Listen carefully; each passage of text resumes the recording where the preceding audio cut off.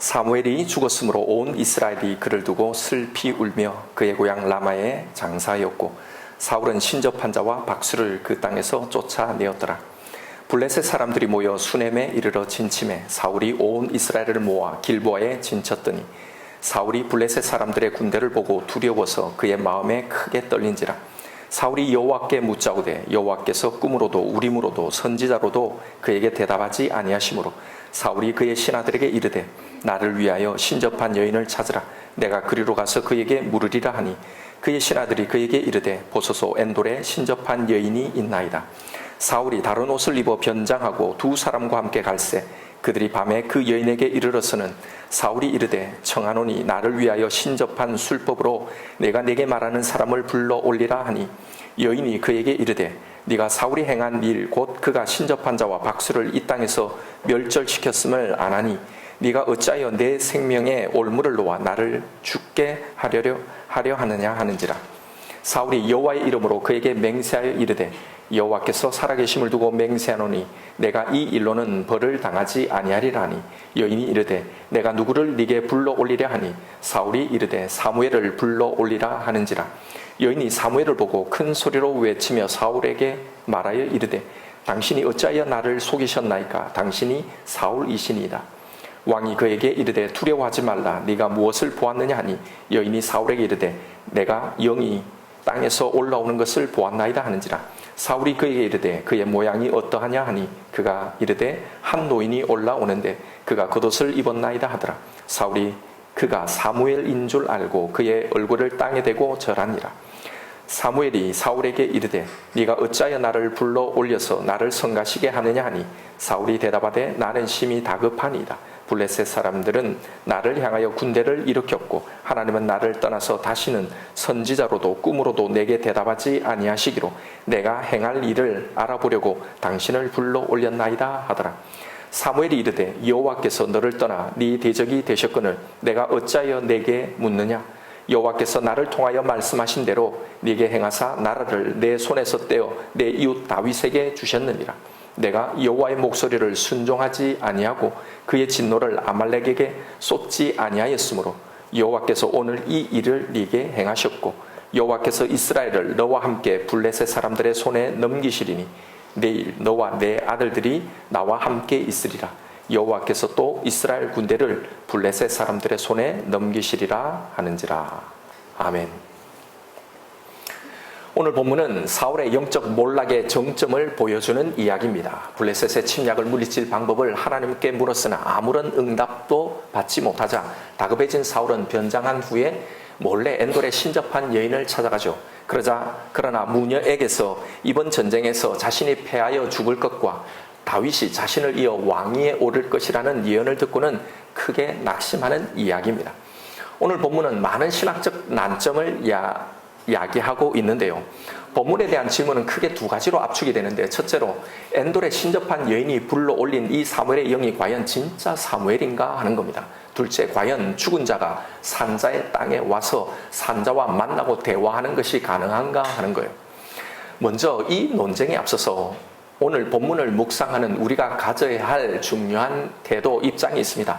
이 본문이 귀신의 정체나 귀신에 대한 교리적 주장을 펼치기 위해서 기록된 게 아니라는 사실을 우리는 견지해야 합니다. 일단 죽은 자의 영이 나타난 케이스는 여기 외에는 없습니다. 매우 특별한 본문이죠. 더군다나 사무엘의 영에 대한 언급이 너무나 단편적이어서 이걸 가지고 귀신론에 대한 일반화된 그런 신학적 교리를 도출한다는 건 쉬운 작업이 아니죠. 그리고 이 이야기를 기록해 놓은 저자의 의도에 집중해야 합니다. 그 저자의 의도는 이런 영적인 세계에 관한 이야기를 우리에게 하려는 게 아니라 사울의 영적 파탄의 상황이 얼마나 심각한지를 이걸 부각시키는 데 있다는 걸 놓치지 말아야 합니다. 그럼에도 여기서 우리가 이 부분을 좀 다루려고 하는 건요, 이런 류의 일들이 사실은 우리에게도 우리와 근접하게 있는 일이기 때문입니다. 예전에 한때 최면을 통한 전생 체험이 유행이 되었어요. 성도들 사이에도 전생이 진짜 있나, 진짜 뭔가 신기한 것 같은데 이런 궁금증이 생기기도 하고, 또한 심지어는 미래를 알기 위해서 이 그리스도인들이요, 교회 다니는 사람들이 점집을 출입한다는 겁니다. 혹은 예언 기도를 막 받으러 다니는 일들이 많이 있기 때문에 이런 부분에 대한 성경적 정립이 필요하다는 거예요. 그런 차원에서 오늘 본문의 의도인 이 사울의 영적 몰락의 실체를 우리가 살펴볼 거고, 그에 앞서서 이 부분을 우리가 잠시 한번 다뤄보려고 합니다. 먼저 살펴볼 것은 신접한 여인이 불러 올린 이 사무엘의 영이 과연 진짜 사무엘의 영인가 하는 거예요. 이것에 대한 다양한 견해들이 있어 왔는데요. 실제로 죽은 사무엘의 영이다라고 이렇게 해석하고 이해하는 쪽이 있습니다. 대표적으로 이단으로 분류된 김기동과 이 베레아 측, 이 사람들이요, 이 본문을 가지고 그래서 자신들의 이 귀신론을 정립하고 내세우기도 합니다. 이들은 귀신은 타락한 천사가 아니고 죽은 불신자의 영이라고 주장하는 겁니다. 그래서 뭐 할매 귀신, 할배 귀신, 뭐 삼촌 귀신, 고모 귀신, 별별 귀신이 다 나오는 거예요. 다 그들의 입장에서는 귀신인 겁니다. 그러나 여기서 신접한 여인이 불러낸 이 영은 사실 사무엘의 영이 아니다라는 쪽이 대다수 건전한 신학적 입장입니다. 진짜 사무엘의 영이라고 생각하는 사람들의 주장은 이런 거예요. 첫 번째, 성경에서 이 영을 사무엘이라고 지금 말하고 있지 않느냐는 거예요. 무엇보다도 12절에 여인이 사무엘을 보고 큰 소리로 외쳤다라고 말하고, 사울도 지금 그 영을 사무엘로 알았고 그 사무엘과 대화했다라고 나와 있지 않느냐라는 거죠. 둘째는 그 영의 말이 실제로 거짓된 내용이 없다는 겁니다. 다 맞는 말이에요. 사무엘 생전에 예언했던 말과 동일한 말을 했고 실제로 그 다음날 그대로 이 모든 게 다 성취되지 않았냐라는 주장입니다. 셋째, 이것이 사실 어디서나 나타나는, 한국에서도 흔히 나타나는 영적인 현상이라는 거예요. 여러분 옛날에 사랑과 영혼이라는 이 영화를 보셨을 거예요. 그 영매를 통해 죽은 이 패트릭 스위지 이 역을 맡은 이 남편이 막 불러내서 막 도자기도 빚고 막 그런 장면들이 막 나오잖아요. 이런 일들이 사실 우리 가운데도 일어나는 그 영매들을 불러내서 막 이런 일들이 일어나니까 여기서도 충분히 사울의 죽은 영혼을 불러낸 거라고 주장하는 겁니다. 과연 정말 신접한 여인이 불러낸 이 영이 진짜 죽은 사무엘의 영일까요? 우리가 성경을 해석할 때요, 항상 통용되는 중요한 성경의 해석적 원리가 있는데요. 그건 성경 속의 한 단편적인 사건의 해석은 그 사건 자체로만 해석하는 게 아니라 본문의 앞뒤 전체의 맥락 속에서 해석되어야 한다는 겁니다. 그리고 그렇게 해석된 그 결론조차도 결코 성경의 전체가 말하는 그 원리에, 전체적인 원리에 상반되어서는 안 된다는 겁니다. 그런 차원에서 오늘 문제의 영을 사무엘이라고 그렇게 우리가 해석한다면 이와 관련해서 답변해야 할 수많은 신학적인 문제가 생긴단 말입니다. 먼저 하나님의 종이었고 죽어서 하나님의 품에 있는 이 사무엘의 영이 신접한 무녀의 손에 의해서 이리저리 좌지우지되고 이렇게 끌려왔다가 또 불려왔다가 또 다시 가고 이런 것이 과연 가능하냐 하는 이것에 답을 해야 하는 겁니다. 그리고 무엇보다도 자신이 직접 쫓아냈던 신접한 자를 다시 찾아내서 그 무당에게 의지할 정도로 영적인 파탄에 이른 이 사울에게 하나님 당신 자신이 가장 가증히 여기시면서 이걸 절대로 하지 말라고 금하신 이 방법인 죽은 영을 통해 말씀하신 것을 하나님이 하셨겠냐 말입니다. 경건한 예언자나 제사장을 통해서도 말씀하지 않는 하나님이 자신이 가장 가증히 여기시는 신접한 여인을 통해 말씀하신다는 게 이게 가능하냔 말이에요. 있을 수 없는 일이란 말입니다. 셋째, 19절에 사울의 죽음을 예고하면서 이 영이 이런 말을 하죠. 내일 너와 내 아들이 나와 함께 있으리라. 여러분 이 영이 한 말을 보십시오. 이건 사람이 죽고 나면 뭐 구원 받았든지 안 받았든지 모든 영혼이 다 한 군데 다 같이 있다는 건데요. 여러분 이건 성경의 내세관과는 전혀 다르단 말입니다. 누가복음 16장에서 거지 나사로와 부자에 관한 해서 예수님이 말씀하신 걸 보면 죽은 즉시 나사로는 천국으로 갑니다. 부자는 죽은 즉시 음부 즉 지옥으로 그 영혼의 초소가 완전히 나뉘게 된다는 겁니다.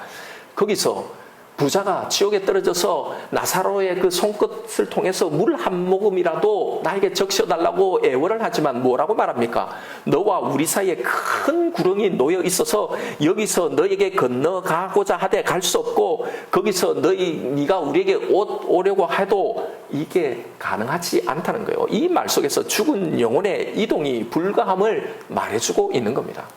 고로 죽은 영혼을 불러들이는 그 어떤 형태도요, 성경은 전혀 허용치 않고 있다는 겁니다. 어떤 분들은 아니 신약에 그런 일이 있잖아요. 변화산에서 죽은 모세와 엘리야가 내려오지 않았냐라고 질문하는 분도 있을 겁니다. 그런데 여러분, 그 사건에서 우리가 놓치지 않아야 할 중요한 사실은요, 그 사건은 바로 창조주 하나님인 예수 그리스도의 그 존전에서 일어난 사건이란 말입니다.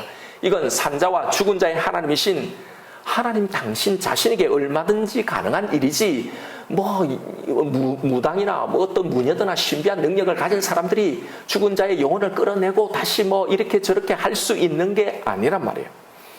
마지막으로 12절에 여인이 사무엘을 보고 큰 소리로 외쳤다라는 대목이 있습니다. 그리고 성경이 마치 이게 사무엘이 말한 것처럼 그렇게 기록하는 대목이에요. 이걸 보고 결국 여인이 사무엘을 보았다고 성경이 말하고 있지 않느냐, 사울과 대화하는 것도 결국 사무엘이라고 말하지 않았냐라고 주장하는데요. 그러나 여러분, 이것은 기본적인 우리가 문학적 소양 정도를 가지고도 읽어보아도 저자가 왜 이렇게 표현하고 있는지를 금방 이해할 수 있는 겁니다. 저자가 이 이야기를 소개하는 의도는요, 영적으로 나락을 걷고 있는 이 사울이 결국은 가서 안 되는 마지막 길, 이걸 걷고 있는 이걸 묘사하는데 그 의도와 이 사건의 포커스가 있는 겁니다. 사울의 온통 관심은요, 무슨 수를 써서라도 그게 무당이든 어쨌든 간에 죽은 사무엘을 만나서 자신의 미래를 물어보는 거였습니다. 저자는 이 사울의 몰락의 그 맨 밑바닥, 그 끝을 묘사하기 위해서 신접한 여인이 불러낸 영혼을 사울의 지금 의도에 맞춰서 사무엘로 처리를 해놓고 있는 겁니다. 여기서 놓치지 말아야 할 포인트는요, 여인이 사무엘을 보고라는 이 대목은 사실에 관한 진술이 아니라는 겁니다. 앞서 언급한 것처럼 이것은 저자의 문학적인 처리입니다. 자, 보세요. 사울은 지금 어떻게 해서든지 이 무당을 통해서 사무엘을 만나고자 하고 있는 거고, 이 무당은 이런 일을 하면서 하나님의 백성들을 속이는 사람입니다. 이 일을 하고 있는 사람이에요. 그러니 당연히 그 두 사람에게는, 그들에게는 영락 없는 사무엘로 보이는 거고, 그래서 저자는 바로 그들의 관점에서 여인이 사무엘을 보았다라고 한 거고, 사무엘이 마치 이야기한 것처럼 사울이 그렇게 알아들었다라고 말한 거죠. 진짜 그 무녀가 사무엘의 영혼을 불러내었다는 말이 아니란 말입니다. 지금 사울과 이 무녀가 하는 짓을 그대로 서술해 놓고 있는 거란 말이에요. 그래서 14절에서 사울이 무녀에게 그 영의 행색을 묻잖아요. 그리고는 그걸 듣고는 사무엘이라고 믿어버리는 거죠. 14절에 사울이 그에게 이르되 그의 모양이 어떠하냐 하니 그가 이르되 한 노인이 올라오는데 그가 겉옷을 입었나이다 하더라. 그러자 사울이 그가 사무엘인 줄 알고, 그래서 사무엘인 줄 알고 그렇게 하고 있는 거예요. 그리고 이걸 이 둘의 관점에서 사무엘로 처리하면서 그들이 한 일을 이렇게 적어놓고 있는 겁니다. 이 영을 사무엘로 여긴 건 하나님께 불순종하며 신접한 무당을 찾아다니는 망가질 대로 망가진 사울의 병든 인식이란 말입니다. 이걸 말하는 거예요. 성경은 사울의 이런 영적인 몰락을 더 확실하게 보여주고 지적하기 위해서 사울이 인식하고 있는, 믿어버리고 있는 이 측면에서 그 영을 사무엘로 처리하고 그 말을 이렇게 지금 듣고 있는 겁니다. 이게 여러분, 성경의 저자가 이게 진짜 맞는 말이라고 이걸 기록해 놓았겠냐 말입니다. 분명한 것은 이런 현상에 대해서 성경은 분명한 지침을 말해주고 있습니다. 성경은 이런 행위를 사단의 속임수라고 규정한다는 사실이요, 명백하게 이걸 규정해요. 앞서 말씀드린 것처럼 죽은 자가 산자의 일에 영향을 미치는 것에 대해서 성경은 전혀 인정하고 있지 않습니다. 그리고 심지어는 그런 일을 행하는 자들을 다 죽이라고 엄히 말씀하고 있다는 거예요. 여러분, 죽은 영이 다시 올라와서 어떤 메시지를 우리에게 주고 막 하는 그런 일은 없습니다. 이것은 사단의 속임이고 사단의 졸개인 귀신의 속임이라는 거예요. 우리가 아직 구원의 완성, 우리가 저 천국 하나님 품에 다 우리의 구원의 완성이 이루어지지 않아서 아직 영적인 이 깊은 이 세계에 대해서 우리가 완전히 다 알지는 못하지만요, 그러나 성경이 이 부분에서 헷갈리지 않도록 분명하게 알려주신 것이 있습니다. 타락한 천사의 그 수장이 사단이고 마귀고요, 그를 따르는 타락한 천사의 무리를 귀신이라고 말해주고 있습니다. 그러니 귀신은요, 죽은 사람의 영혼이 아니라요, 타락한 천사를 말하고 있는 겁니다. 이런 것들이 인간들이 하나님을 믿지 못하도록 계속 속이는 일을 하고 있는 거예요. 영적으로. 간혹 귀신을 봤다는 분들이 있습니다. 성도들 중에도 그런 분들이 있어요. 여러분, 귀신은요, 그렇게 영화에서 나오는 것처럼 어떤 모습을 막 띄고 그렇게 다니는 게 아닙니다. 막 불을 켰다 켰다 뭐 어떻게 막 뭔가 책을 떨어뜨렸다가 뭐 이런 게 아니란 말이에요. 타락한 천사가 귀신이라고 했잖아요. 우리가 자꾸 귀신 성경에도 귀신 하니까 자꾸 우리가 옛날에 들었던 옛날 이야기 영화에서 보고 사람들이 만들어내는 그런 귀신을 이미지가 우리에 꽉 잡혀 있어서 그렇게 생각을 해버리는데요. 성경이 말하는 귀신은 이런 걸 말하는 게 아닙니다. 그냥 타락한 천사를 말하는 거예요. 그럼 여러분 객관적으로 한번 생각해 보자고요. 타락한 천사가 있다면 그렇지 않은 천사가 있을 거잖아요. 바로 이 두 존재를 구분하기 위해서 성경이 사용한 말이 귀신이란 말이에요. 우리 한국말로 번역한 게. 그래서 원문에는 그냥 이걸 악령, 악한 영, 더러운 영, 타락의 영 이렇게 나와 있는 거예요. 우리말로 그냥 귀신이라고 번역한 거고 우리가 잘못된 이미지로 이걸 계속 그렇게 생각하는 거죠. 그리고 타락하지 않는 천사를 그냥 천사라고 번역한 거고요. 그리고 타락한 천사들의 대장을 사단 혹은 마귀라고 번역한 거란 말입니다. 자, 그러면 다시 한번 논리적으로 생각해 보십시다. 만약 타락한 천사, 즉 귀신이 영화에서 보는 것처럼 어떤 형상을 하고 우리 눈에 보이는 게 막 나타난다면, 그렇게 진짜 실제로 그게 귀신이 그렇게 하는 거라면, 그럼 여러분 타락하지 않는 천사도 우리의 눈에 보여야 하는 거잖아요. 막 하얀 날개를 하면서 말이죠. 그런데 막 귀신을 본 사람은 굉장히 많은데요. 그리고 사실 우리가 살면서 이런 귀신 부스르르한 걸 봤다든지 그걸 보지는 못해도 막 닭살이 돋듯이 그런 느낌을 가졌다는 사람들이 매우 많잖아요. 그런 것들을 한번 경험해 보잖아요, 우리 다. 그런데요, 이상하잖아요. 이상하게도 착한 천사를 본 사람은 거의 없어요. 본 적 있어요? 분명히 타락한 천사도 지금 열심히 활동을 하고 착한 천사도 열심히 활동하는 거라면 그 출몰의 상황을 목격한 그 비율도 비슷해야 하잖아요. 그런데 귀신을 봤다는 사람이 이렇게 엄청나게 많은데요, 천사를 봤다는 사람은 없단 말이죠. 여러분, 이게 뭘 의미하는지를 생각해 보란 말입니다. 속이는 거란 말입니다. 그래서 성경에서 사단과 그의 졸개인 귀신의 별명이 속이는 자, 미혹하는 자, 거짓의 영이라고 말을 하는 겁니다. 우리를 속이는 거예요. 뭘로요? 두려움으로요. 우리에 가지고 있는 두려움이요.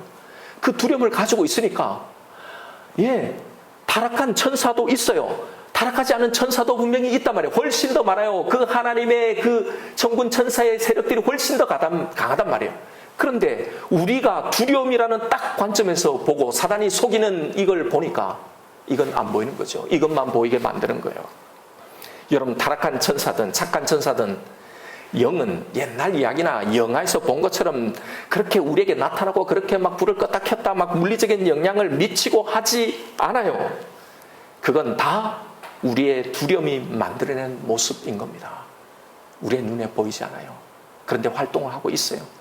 그런데요, 우리가 왜 이렇게 안전하게 살아갑니까? 하나님의 그 천군 천사가 우리를 다 지켜주는 거예요. 그런데 우리는 두려움에 의해서 이걸 다 쏟고 있는 거예요. 다 귀신의 역사처럼, 천사들은 착한 천사는 하나도 없고 하나님의 보함은 없고 다 두려움에 쌓이니까 모두 다 귀신의 역사로 보이는 거예요. 막 귀신이 나타나는 것 같고 막 가위에 눌려서 막 이게 보는 것 같고, 이건 가위에 눌리는 건 귀신이 아니에요. 그 의학적으로 다 설명된 거잖아요. 우리의 이게 깨어있지만 우리의 몸이 아직 깨어있지 못하기 때문에 그런 거라는 거예요. 그건요, 다 우리의 두려움이 만들어낸 모습인 겁니다. 우리의 이 두려움에 기생하고 그걸 가지고 속이고 역사하고 더 활동을 넓혀가고 있는 거예요. 여러분 생각해 보십시오. 그러니 한 공간에 똑같이 있는데도 그 귀신은 두려워하는 사람에게만 보이는 거죠. 왜 그러겠어요? 그 두려움으로 우리를 지배하려고 하는 거예요. 그걸 해서 뭐 하게요? 하나님을 온전히 믿지 못하게 하려는 겁니다.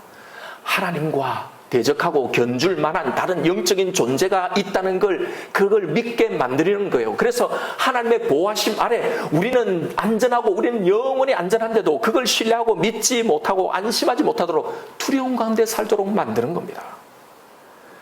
여러분, 귀신이 자신을 죽은 자의 영혼으로 보이게 이렇게 속이는 데는 이유가 있어요. 사람들에게 자신의 존재를 숨겨서요, 우리를 속이기 위함입니다. 속여서 뭘 하려고요? 그 사람에 대한 자신의 영적 장악력, 그 지배력을 높이기 위해서입니다. 여러분 생각해 보세요. 귀신이 나타났는데 이상한 막 홍콩 할매 귀신으로 나타나서 홍콩말로 막 한다면, 그럼 귀신이 우리나라만 있겠어요? 영적인 존재들 다 돌아다닐 거 아니에요. 막 뭐 미국 귀신 막 미국말로 막 한다면 우리가 어필이 되겠어요? 그런데 3년 전에 죽은 우리 할매가 딱 나타나는 거예요. 그래서 막 지난 과거에 있었던 막 일을 해주면 어떻게 됐어요? 확 믿기죠. 와, 이게 맞나 보다. 막 이렇게. 바로 이거예요. 여러분, 신기하다고 무엇이든지 다 받아들이면 안 됩니다. 우리를 혹하게 만드는 게 이런 존재도요, 정확하게 맞춘다는 거예요. 오늘 본문에 신접한 여인도 정확하게 맞추잖아요. 사무엘의 영을 가장한 이 귀신도 사울에게 사무엘이 생전했던 동일한 심판을 말합니다. 그리고 그 말 그대로 그 다음날 사울 왕도 그 세 아들도 다 죽잖아요. 바로 이것이요, 우리를 미혹하는 사단의 교묘함입니다. 사단도 힘이 있어요. 그리고 바로 이런 점이요, 우리가 신접한 여인에게 우리가 절대로 뭔가를 물어서 무당을 찾아가거나 어떤 것을 점을 봐서 물어서는 안 되는 이유입니다. 이런 일들을 통해 사단은 점을 보러 오는 자의 영혼을 장악하는 그 힘을 가지기 때문입니다. 그럴 때 힘을 가진단 말이에요. 예를 들어볼까요? 무심히 우리가 그걸 믿는 건 아니에요. 그냥 차를 기다리다가 막 심심하니까 옆에 있는 신문 쪼가리 보다가 오늘의 운세를 본 거예요. 여러분, 그게 우리의 영혼을 꿰는 갈고리가 된단 말입니다. 운세를 딱 봤더니 동쪽을 조심하라, 물을 조심하라 막 그래요. 그런데 그날따라 가다가 넘어졌네요. 막 옷이 또 찢어지고 막 물도 쏟아지고. 근데 거기 딱 보니까 물이 있어요. 막. 근데 여러분, 사실 내가 가는 방향을 편집적으로 보면요, 다 동쪽으로 해석할 수 있어요. 물도 어디 가나 다 있잖아요. 사실 다른 곳에서 얼마든지 이런 일이 일어났는데 그건 내 통계에 넣지 않아요. 동쪽인 것만, 이것만 내가 딱 편집해서 그렇게 딱 보니까 다 그렇게 되는 거예요. 여러분, 인간의 심리가 이런 거예요. 이런 일이 99번 안 일어나도, 그냥 뭐 사해도 그냥 그건 그냥 지나치는데요. 한 번만 일어나도 와, 그래 신통하네, 이거 맞네, 이렇게 되는 거란 말이에요. 사단이 이런 우리의 심리, 인간의 연약함, 이걸 이용하는 겁니다. 그래서 여러분, 절대로 재미로도 운세나 타로점 이게 재미로 보는데 전생체험 이런 것 하면 안 됩니다. 사단이 덫을 놓고 걸리기만을 기다리는 거예요. 여러분, 체면을 통한 전생체험도요, 다 이런 사단의 영적 속임수고 올무입니다. 과거에 몇 가지를 막 말하면서 딱 영적인 갈고리로 거는 거예요. 사실 여러분, 이것은 우리의 무의식 속에 잠재되어 있는 기억이나 상처들이에요. 또 잠재의식 속에 우리가 봤지만 기억하지 못한 걸 그렇게 기억하기 때문에 때로는 체면을 통해서 많은 것들을, 내가 본 거 이런 것들을 말할 수 있는 거예요. 이런 걸 보면서 이게 맞네, 진짜 전생이 있는 거구나, 이래서 우리 집안에 이런 사고가 많았고 내가 일이 안 풀리구나, 이렇게 만든단 말입니다. 여러분, 분명하게 말씀드리지만 전생은 없습니다. 그리고 죽은 영혼은 우리에게 그 어떤 영향도 미치지 못합니다. 사단은 이걸 가지고 우리를 속이고 영적으로 우리를 두렵게 하고 지배하려고 하는 겁니다. 왜요? 그래서 하나님을 믿지 못하도록, 하나님의 그 풍성한 안전하신 보안에 미치지 못하도록, 그래 늘 두려운 거죠. 이 귀신이 나를 어떻게 해야 할까? 두렵게 만드는 거예요. 여러분, 거기에 어떻게 구원의 복음이, 하나님의 그 능력이 임하겠냐 말이에요. 사단의 목적이 이거란 말입니다. 여러분, 그리고 귀신도 귀신같이 맞춰요. 진짜 귀신같죠. 사단도 미래를 다 맞춥니다. 성경이 그렇게 말했잖아요. 계시록에도 다 이적으로 그걸 다 맞춘다고. 이런 이적으로 우리를 미혹하는 겁니다. 대표적으로 신명기 13장 1절부터 이것에 대한 경고가 나와요. 이렇게 나옵니다. 너희 중에 선지자나 꿈꾸는 자가 일어나서 이적과 기사를 내게 보이고 그가 내게 말한 그 이적과 기사가 이루어진단 말이에요. 그래서 뭘 하느냐? 너희가 알지 못하는 다른 신을 우리가 따라가자고 말한다는 거예요. 3절에 너는 그 선지자나 꿈꾸는 자의 말을 청종하지 말라. 이는 너희의 하나님 여호와께서 너희의 마음을 다하고 뜻을 다하여 너희의 하나님 여호와를 사랑하는 여부를 알리하사 너희를 시험하심이라. 너희는 너희의 하나님 여호와를 따르며 그를 경외하며 그의 명령을 지키며 그의 목소리를 청종하며 그를 섬기며 그를 의지하며 그런 선지자나 꿈꾸는 자는 죽이라. 이는 그가 너희에게 너희를 애굽 땅에서 인도하여 내시며 종되었던 집에서 속량하신 너희의 하나님 여호와를 배반하게 하려 하며 너희의 하나님 여호와께서 내게 행하라 명령하신 도에서 너를 꿰어내려 말하였습니다. 너는 이같이 하여 너희 중에서 악을 제할지니라. 보세요. 맞춰요. 근데 맞추는데 이걸 하나님의 역사로 믿으면 안 된다는 겁니다. 그럼 점쟁이의 말이나 누군가의 꿈도 예언도 단기적으로 성취되는 것처럼 보입니다. 그러나 그걸 진짜 맞추고 그게 진짜로 성취되었다 할지라도 그걸 믿으면 이게 뭔가 하나님의 역사가 있다고 생각하고 따라가면 안 된단 말입니다. 왜요? 결국 그것을 통해 사단이 목적하는 바가 있기 때문입니다. 뭐라고 하는 겁니까? 하나님 말고 다른 신을 섬기게 하려고, 여호와를 배반하게 하려고, 너를 꿰어내게 하려고, 그래서 하나님을 믿지 못하도록 하려고 한단 말입니다. 자, 여기서 오늘 이 이야기를 1차적으로 정리해 보십시다.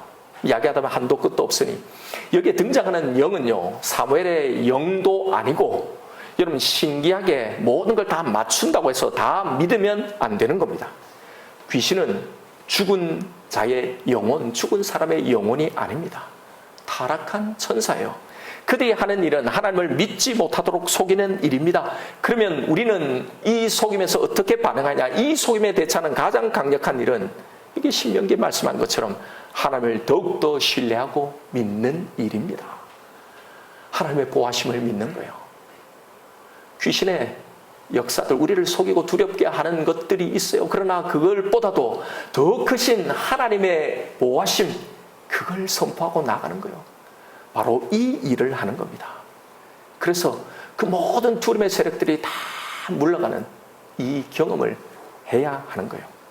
자, 이 정도로 하고 마지막으로 여기서 사울을 통해 우리가 깨달아야 할 이 부분을 한번 살펴보죠. 방금 본 신명기의 말씀, 이 1절을 한번 더 띄워주십시오.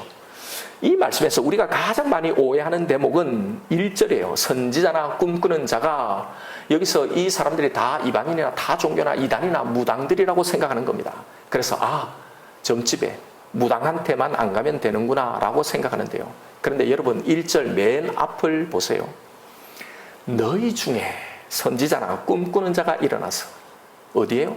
너희 중에, 이스라엘 너희 중에, 믿는 너희 중에 라는 말이에요. 오늘날 기독교인들 중에 점을 보러 점집에 출입하는 사람들이 꽤 많습니다. 정말 여러분 참 개탄스럽죠. 여러분 점이라는 거 별거 아닙니다. 저도 좀 합니다. 점 보러 가면 딱 이래요.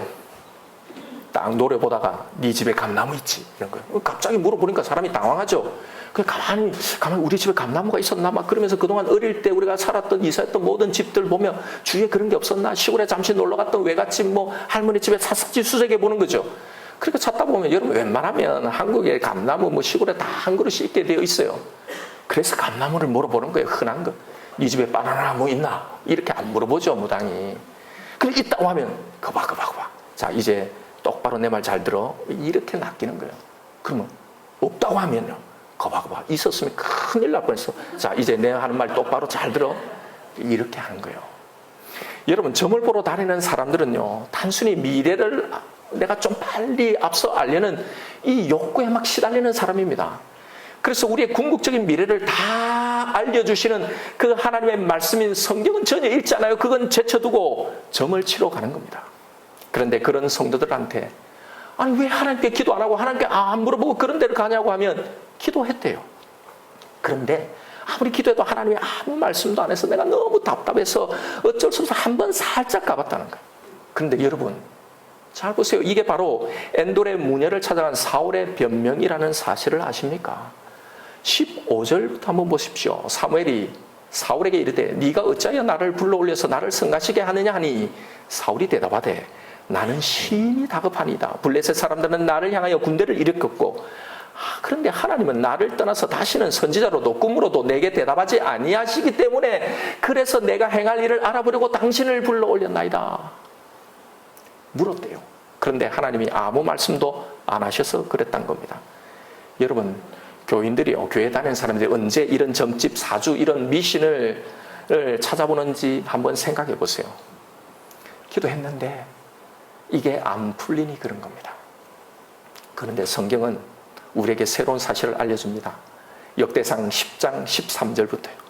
사울이 죽은 것은 여호와께 범죄하였기 때문이라. 그가 여호와의 말씀을 지키지 아니하고 또 신접한 자에게 가르치기를 청하니 여호와께 묻지 아니하였으므로 여호와께서 그를 죽이시고 그 나라를 이새의 아들 다윗에게 넘겨주셨더라. 여기 보면 사울은 하나님께 묻지 않았다고 말하는 거예요. 왜 성경은 이런 상반된 증언을 할까요? 사울은 정말 하나님께 물었을까요? 묻지 않았을까요? 정답은요, 형식적으로는 물어보았지만 진짜로 실제로는 물어보지 않았다는 겁니다. 여러분, 하나님의 응답을 몰라서가 아닙니다. 하나님의 응답이 없어서가 아닙니다. 그는 이미 하나님이 뭘 말씀하신지 다 알고 있었어요. 그런데 그건 내가 원하는 대답이 아니니 말해줘도 안 듣고 그러니 안 들리는 겁니다. 사울에게 중요한 건 하나님의 뜻이 아니고 내가 원하는 거예요. 내 문제 해결입니다. 그러니 사실은 묻지 않은 거죠. 이것이 오늘 사울의 길을 가고 있는 사람들을 향한 성경의 신랄한 지적입니다. 그럼 기도원이나 교회에서 예언 기도를 해준다는 소위 무릎팍 권사님들, 어떤 은사를 받은 사람들을 찾아다니는 성도들을 우리는 자주 목격합니다. 대단히 미안한 말이지만 예언 기도요, 그것은 하나님의 뜻을 묻는 좋은 방법이 아닙니다. 더 미안한 말이지만 그것은 사실은 기독교 무당을 찾아가는 것과 다르지 않아요. 오늘 사울과 무엇이 다르냐 말입니다. 이런 분들이 꼭 근거를 드는 구절이 있어요. 아모스 3장 7절입니다. 주 여호와께서는 자기의 비밀을 그 종 선지자들에게 보이지 아니하시고는 결코 행하심이 없으시리라. 이것에 대한 오해로 많은 사람들이 예언 기도를 받으러 다니고 이걸 정당화하는 겁니다. 여러분, 이 말씀은요, 하나님이 자기 비밀을 자신의 종 선지자들, 특별한 은사와 능력이 있는 사람들에게 다 보이시고 알게 하시지 않고는 절대로 뭔가를 하시지 않기 때문에, 그래서 우리의 미래도, 우리의 어떤 사건도, 어떤 일들도 하나님이 기도 많이 하는 그런 은사들에게 미리 다 보여주시고 행할 것이기 때문에 그를 통해서 우리도 이걸 알 수 있고 이걸 알아도 괜찮다는 이 말이 절대로 아니란 말입니다. 절대로 이건 이 뜻이 아닙니다. 왜 아모스가 지금 이 말을 하게 되었는지, 왜 이 말이 나오게 되었는지 앞뒤 정황은 싹 자르고 딱 이 말씀만 편집해 읽는 겁니다. 봐라, 여기에 하나님이 자기의 비밀을 자신의 종들에게 다 보여주신다고 하지 않았냐? 그러면 보여주시면 우리가 물어서 알아보는 게 뭐가 잘못됐냐? 여러분, 여기서 당신의 선지자에게 보여주신다는 여호와의 이 비밀은요, 우리 개개인의 어떤 미래 일이나 지금 이 사건, 이 문제가 어떻게 될는지 그 비밀을 말하는 게 아니에요. 여기서 선지자에게 말씀하신다는 하나님의 그 자기 비밀은요, 바로 이스라엘의 타락으로 인해 그들을 징계하고 그러나 결국은 그들을 구원하신다는 하나님의 당신의 이 구원 시나리오, 이 계획을 말씀하고 있는 겁니다. 지금 아모스는 이스라엘의 불의를 책망하면서 하나님의 말씀을 전하고 있는 중이에요. 그런데 이스라엘 백성들은 이 말을 듣기 싫은 겁니다. 그래서 좀 이런 말 좀 하지 마라. 뭐 교회 왔는데 좀 위로도 해주고 축복을 해주라. 이 말을 하는 거예요. 그래서 아모스는 지금 자신이 전하는 이 말씀, 이 책망의 말씀, 너희가 들으려고 하지 않는 이 말씀의 정당성을 논증하려고 이 말을 하는 거예요. 그래서 이 말을 한 거란 말입니다. 하나님께서는 자신이 하시고자 하는 일을 그의 종인 선지자들에게 보이지 않고는 아무도 모르게 비밀리에 하시는 법이 결코 없다. 그 종 선지자에게 보이셔서 다 알게 하신다. 그게 바로 지금 내가 너희들에게 전하고 있는 이 말씀이다. 그러니 너희들이 지금 회개하고 돌이키지 않으면, 이 불의를 그치지 않으면 너희는 망한다. 하나님이 너희를 심판하신다. 이게 나에게 보이신 이 비밀의 말씀이다. 그래서 나는 이 비밀을 지금 너에게 전하는 것이다 라는 이 말을 하는 거예요. 한번 가서 읽어보세요. 제가 거짓말 하나 안 하나. 우리의 미래를 이 시대 선지자들에게 다 보여줬으니, 그러니 특별히 이런 은사를 받은 사람, 이런 기도를 많이 하는 사람, 그런 사람들에게 가서 예언 기도를 받으라는 말이 아니란 말입니다. 전혀 그런 게 아닌데 어디서 이런 말씀만 딱 잘라와 가지고 우리를 속이는 겁니다. 전도서의 말씀을 한번 보십시오. 7장 13절입니다. 분명히 이것에 대해서 말씀하셨어요. 하나님께서 행하신 일을 보라. 우리에게 어떻게 행하시는지를 보라는 거예요. 하나님께서 굽게 하신 것을 누가 능히 곱게 하겠느냐. 이 말은 하나님이 행하신 걸 미리 알아서 우리가 다시 바로 펴고자 하는 이 사람들에게 하시는 말씀이에요. 그래서 하나님의 일을 보라는 거예요. 그래서 14절에 우리가 행하는 것은 14절에 형통한 날에는 기뻐하고 공고한 날에는 되돌아보아라. 우리가 할 수 있는 이것뿐이라는 거예요. 바로 이 두 가지를 하나님이 병행하게 하사 사람이 그 장래일을 능히 헤아려 알지 못하게 하셨느니라. 이게 우리에게 주신 하나님의 말씀이란 말이에요. 오히려 장래일을 우리가 헤아려 알지 못하게 하셨습니다. 왜요? 오직 하나님만을 의지하게 하려고 그의 말씀, 그의 약속만을 붙들게 하게 하기 위해서예요. 그런데 뭐 미래를 알아서 예언받는 기도를 받아서 그렇게 우리가 더 잘 살자고 천만에요. 여러분, 성경에서 예언이라고 하는 건요, 하나님께서 하시는 그 일을 선포하는 것이지요, 우리 개개인의 미래를 말하는 게 아닙니다. 그래서 구약의 예언은 오실 예수 그리스도를 예언하는 말씀, 이걸 예언이라고 하는 거고, 신약에서의 예언은 장차 오실 예수 그리스도를 예언하는 겁니다. 그래서 성경에 나오는 예언이란 다 그리스도를 증가하는 이 선포를 말하는 거예요. 그래서 이 성경이 기록되기 전에는 히브리서 1장 1절에 뭐라고 말합니까? 옛적의 선지자들을 통해서 여러 부분과 여러 모양으로 말씀하셨다라고 하는 거예요. 어떻게 해요? 때로는 꿈으로, 때로는 환상으로, 때로는 우림과 둔빔으로, 우리가 생각하는 신기하고 신비로운 방법들로요. 왜요? 성경이 없었으니까. 그러나 지금은 우리에게 그렇게 말씀하시지 않는다는 거예요. 왜냐하면 성경이 기록된 지금은 우리에게 그런 식으로의 예언보다는 더 명확한 말씀이 우리에게 있기 때문입니다. 우리를 향한 당신의 그 궁극적인 모든 계획이요, 우리가 어떤 길을 가서 어떻게 될 것인지 그 미래가 이제 완벽하게 완전하게 다 소개되어 있기 때문입니다. 이 궁극적인 결과를 우리가 읽으면서 이걸 믿는다고 이걸 알고 있는 그런 우리가요, 매 시간 매 사건의 결과가 이게 어떻게 결말을 할지, 이게 어떻게 될지를 막 여기에 얽매이고 여기에 불안하고 하는 건요, 사실은 뭘 말하는 겁니까? 성경이 말씀해 주시는 그 궁극적인 결과를 안 믿는다는 거잖아요. 이게 전혀 내게 아무 상관이 없다라고 생각하고 있는 거잖아요. 아니, 지금 내가 당장 죽게 생겼는데, 이 문제 때문에 끝장나게 생겼는데, 그렇게 생각하는 겁니다. 보세요, 안 믿는 거란 말이에요. 그러니 내가 너를 영원히 떠나지 않는다, 내가 너를 영원히 지키고 보호한다, 너는 결코 망하지 않는다는 이 약속이 그런 사람에게는 아무런 힘이 되지 않는 겁니다. 그러니 지금 이 사건의 결말이 미치도록 궁금하고 이것이 미치도록 불안해하는 겁니다. 그래서 빨리 알아내고 싶은 겁니다. 왜요? 그걸 알아서 혹시 하나님이 굽어놓았으면 내가 어떻게 잘해가지고 이걸 다시 바르게 펴고 싶은, 그래서 그걸 피할 대책을 마련하려고 하는 거죠. 그럼 여러분, 그런 그에게는 성경이 말씀하시는 그 하나님이 그런 무슨 소용이 있냐 말입니다. 그 하나님을 안 믿는데, 여러분, 우리의 삶이 불안함과 한치 앞을 내다볼 수 없는 불투명한 앞에 있을지라도요, 전능하신 하나님의 손에 내 인생의 운명이 다 달려 있을 뿐만 아니라 그 하나님은 나를 위해서 자신의 하나뿐인 아들을 주실 만큼 나를 사랑하시는 전능하고 선하시고 좋으신 그 아버지기에, 그 아버지가 자녀인 나를 이끄는 내 삶을 인도하신다는 이 확신, 이 안전함, 이 평안 가운데 거하라는 게 하나님의 뜻이잖아요. 여러분, 왜 이런 예언 기도를 받으러 쫓아다니는 것이 비성경적인지를, 반성경적인지를 한번 생각해 보세요.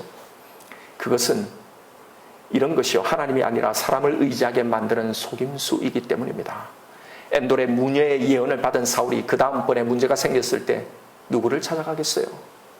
당연히 하나님께 묻지 않고 또다시 그 문제를 해결하기 위해 무녀를 찾아갔을 거란 말입니다. 마찬가지로 예언을 받아서 효과를 본 성도들은 또 다른 문제가 생기면 누가 그에게 가장 먼저 떠오르겠어요? 하나님일까요? 아니면 내게 기도로 예언해 준, 그걸 맞춘 그 사람일까요? 여기에서 다 판가름 나는 거예요. 여러분, 그렇게 되면 우리는 더 이상 하나님을 신뢰하기보다는 그 영적 조언자에게 예속되어 버리는 겁니다. 이것이 이런 류의 신앙 뒤에 감춰진 사단의 덫인 거예요. 여러분, 신유의 기도도 마찬가지입니다. 그래서 뭔가 문제가 생기면 좀 더 아프면 다 그게 찾아가는 거예요. 바로 이것이 우리가 이교적인 방법으로 하나님의 뜻을 알아내고 문제를 해결하려고 하는 그 어떤 잠재적인 시도도 하나님이 모두 다 배척하신 이유입니다.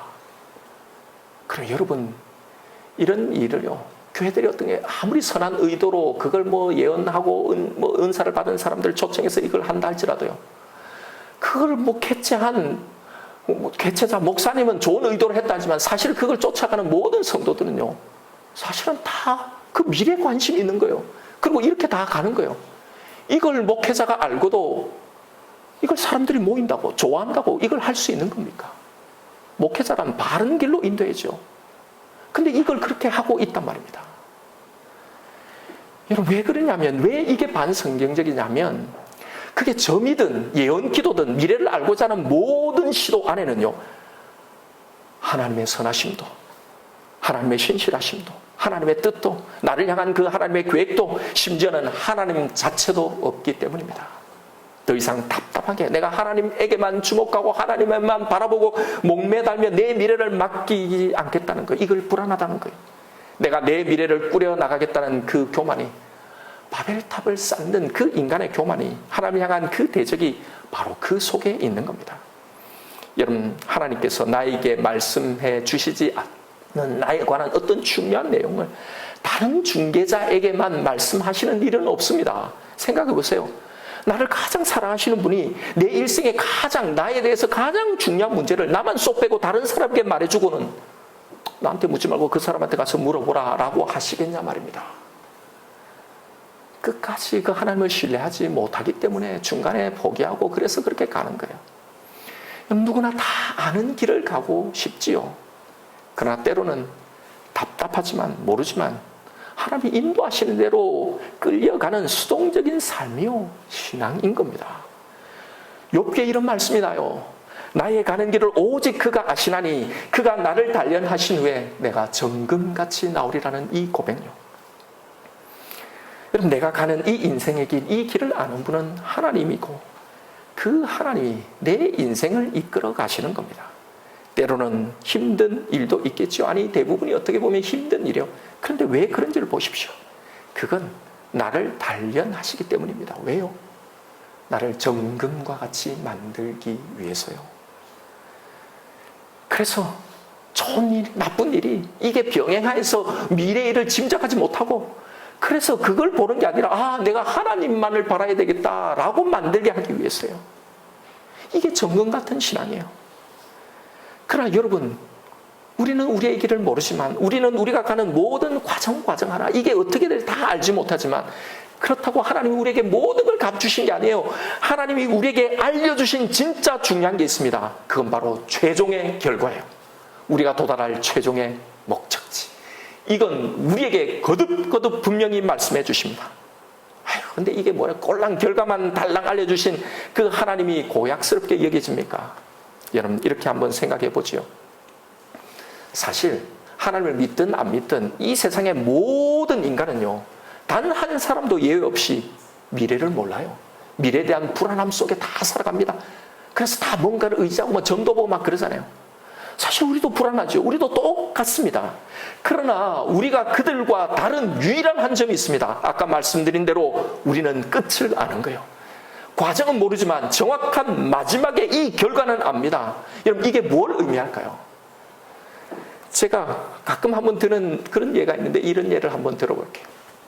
2002년 6월 18일 날 저녁이에요. 날짜도 안 잊어버려요. 제가 그날 무슨 일이 있는지 아세요? 이탈리아와 16강 경기가 있었어요. 볼 일이 있어서 시내 나갔다가 이제 공공기관 강당을 개방해서 다 같이 응원하는 거예요. 가서 보았는데 전반 4분에 안정환이 페널티킥을 딱 얻은 거예요. 와, 이게 웬일이냐. 근데 실축한 거예요. 그리고 곧 이어서 비에리가 골을 넣은 거예요. 1대 0이에요. 이탈리아가 1이고 우리가 0이에요. 이탈리아한테 우리가 이길 수 있겠냐 말이죠. 이게 안 봤어요. 그 다음부터 진졸았어요. 나왔어요. 그냥 돌아와서 그냥 집 근처 왔는데 와 하는 거예요. 경기가 끝날 때 설계현이 동점골을 넣은 거죠. 그리고 연장 12분에 안정환이 헤딩으로 결승골을 넣은 거예요. 우리가 완전 뒤집었죠. 나중에 이 경기를 제가 다시 보았어요. 그런데 그때는 완전히 다른 거예요. 제 마음이요. 아무리 실축을 해도 패스 미스를 해도 심지어는 골을 먹어도 내가 불안하거나 좋아 이게 어떤 막 이게 되잖아요. 온전히 즐기는 마음으로 이걸 보는 겁니다. 여러분 똑같은 경기인데 그 전과는 너무나 다른 겁니다. 왜일까요? 결과를 아는 겁니다.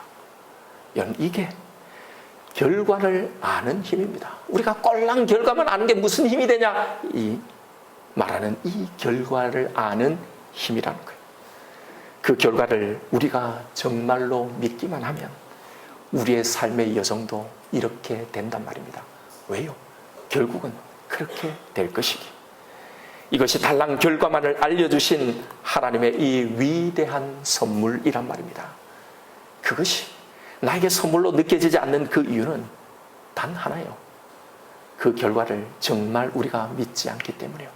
진짜 그렇게 될 거라고 믿고 확신하지 않기 때문이에요. 여러분 가만히 생각해 보세요. 내가 무엇이 간데? 아니 내가 뭐라고 나에게 이런 선물을 주셨을까요? 이게 바로 은혜란 말입니다. 세상이 받아 누릴 수 없는 바로 이 은혜예요. 여러분 지금 여러분에게 어떤 고민이 있습니까? 어려움과 불안함, 어떤 문제들이 있나요? 내 인생이 어떻게 될지, 지금 이 문제가 어떻게 결발이 날지 이게 조마조마하고 불안하고 두려우신가요? 그래서 이런 우리를 위해 하나님이 이 성경에서 당신 자신을 계시하고 보여준 겁니다. 우리를 향한 당신의 그 계획, 이게 어떻게 될지를 말입니다. 성경이 여러분 이렇게 구구절절히 보여주시는 이 하나님의 이 사랑, 결과를 우리에게 알려주신 이 사랑, 바로 이걸 의지하고 나가기만 하면 됩니다. 욥의 고백처럼 우리의 이 길을 하나님이 아시고 결국은 우리가 정금같이 나오게 될 것이기 때문이에요. 여러분 우리는 이미 이 복을 받은 사람이에요. 끝이 이미 결정되어져 있는 사람입니다. 그러니 여러분 불안해하지 마십시오. 두려워하지 마십시다. 하나님이 알려주신 이 위대한 이 결과를 내 인생을 향해 그 두려운 이 문제를 향해 계속 선포하는 겁니다.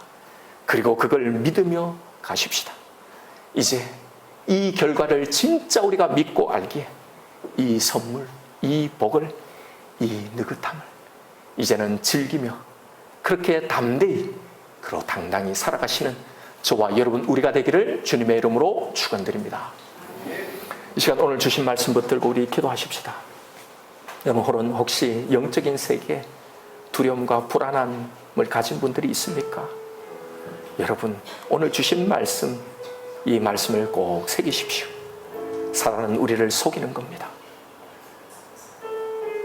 하나님의 그 역사가, 하나님의 능력이 훨씬 더 큽니다. 사단이 그 두려움으로 나를 속이려고 내 마음을 옥죄려고 할 때 여러분 보십시오. 그 하늘에서 나를 눈동자와 같이 지켜보고 내려보시는 그 하늘에서 서치라이트가 나에게 쫙 비춰지는 그걸 우리가 느낄 때 그 어둠이 빛보다 빠른 속도로 나에게 물러가고 도망가게 됩니다. 하나님의 그 보호하심, 이 약속을 선포하십시오. 여러분 어떤 일에 대한 두려움들이 있습니까?